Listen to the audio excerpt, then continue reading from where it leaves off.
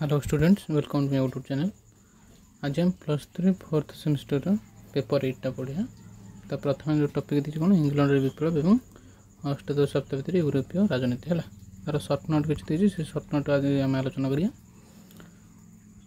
देखिए कौन किसी ये सब सर्ट नोट नोट कर कौन देखिए मध्ययुगर समाज राजनीति और अर्थनीति सामंतवाद द्वारा नियंत्रित होता बुझे।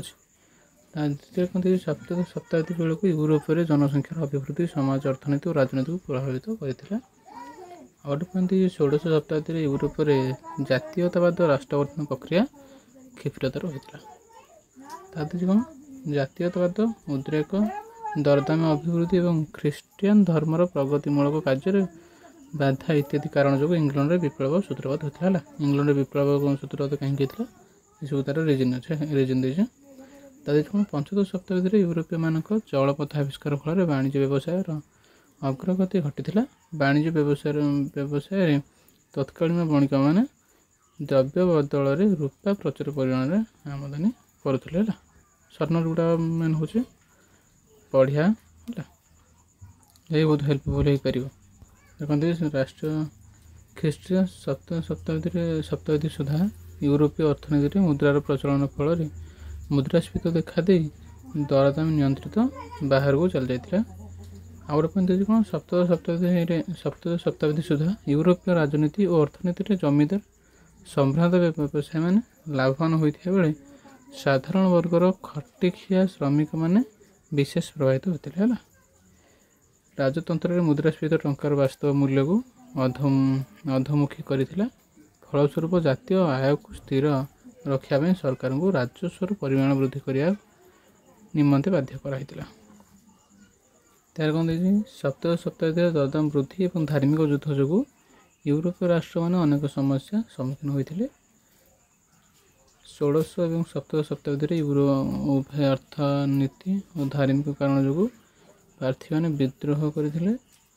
1560 ख्रीष्टाब्द 1660 1660 ख्रीष्टाब्द मध्य यूरोपीय इतिहास को सर्वविधि संकट काल व समस्या बहुल समय रूपे अभिहित कराइला।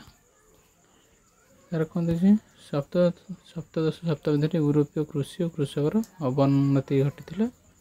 कृषि उन्नति निमंते कौन प्रोत्साहन कि उन्नत प्रणाली व्यवहार होता। तार कौन खाद्य शस्यर रप्तानी बंद होगा द्वारा चाषी मैंने दारिद्र्य मध्यम ठेली हो जाते। तार कौन सप्तदश शताब्दी सुधा यूरोप महादेश एक छत्रवादी शासन प्रतिष्ठा होता। राजा मानकर शासन पद्धति खूब जटिल था। आईन व्यवस्था उच्च वर्गर व्यक्ति मान पाख था और यह एक प्रहसन था कहला। सम्राट मैंने निजक राष्ट्र रूपे वर्णना करते। कहते धर्म को केन्द्र कर 1618 ख्रीष्टाब्द 1648 ख्रीष्टाब्द पर्यंत यूरोप में 30 वर्ष धरी युद्ध चालू रही। आउट 30 वर्ष युद्ध चालू रही धर्म को केन्द्र कर।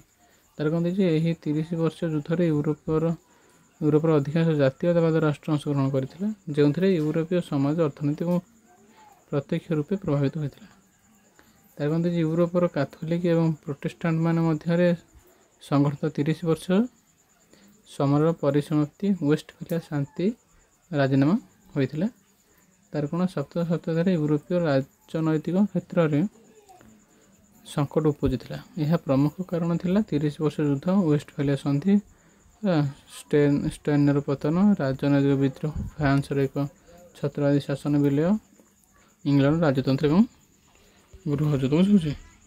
ये सब सर्ट नोट गुड़ा नोट कर पढ़ा और मन रख है जहाँकि एग्जाम बहुत गुड़ा हेल्पफुल हो पार। पे नेक्स्ट वीडियो आम तार मेन टॉपिक सब आलोचना करें जहाँकि आम एग्जाम आसुवा एग्जाम बहुत इजी हो पार बुझे। ओके पिला थैंक यू।